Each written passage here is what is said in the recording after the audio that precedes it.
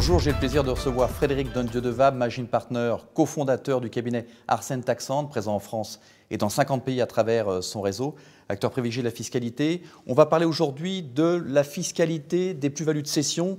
Ça avait donné un mouvement l'année dernière, c'est le mouvement des pigeons. Qu'en est-il aujourd'hui ? Il y avait eu beaucoup d'émotions à l'époque lorsque on a voulu remplacer un système d'imposition forfaitaire des plus-values par l'inclusion des plus-values dans le barème progressif et qui de fait arrivait à des niveaux d'imposition beaucoup plus élevés. À l'époque, le président de la République avait installé une commission de réflexion sur le sujet, présidée par un de mes associés, Michel Tally, et dont les propositions ont été reprises à peu près in extenso dans le projet de texte qui est présenté aujourd'hui. Et ce projet de texte permet d'atténuer les effets de la progressivité de l'impôt en permettant aux cédants de bénéficier d'un système d'abattement sur les plus-values, d'autant plus important que la durée de détention des titres est longue.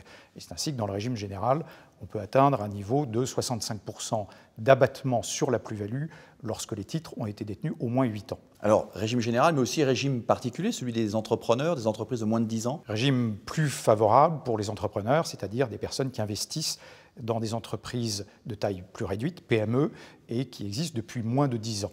Et dans ce cas-là, le régime des abattements est plus élevé, permet de bénéficier plus rapidement du niveau des abattements et peut aller jusqu'à un abattement de 85% en cas de détention des titres pendant 8 ans. Autre intérêt du régime, par rapport à d'autres régimes qui ont pu exister pour les entrepreneurs, qui est qu'il n'y a pas de conditions liées au pourcentage de détention des titres ou au mandat exercé au sein de la société.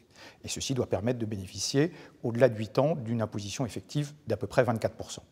24% pour ce régime, contre à peu près 39% pour le régime général. Exactement. Merci beaucoup Frédéric Dondieu-Devab.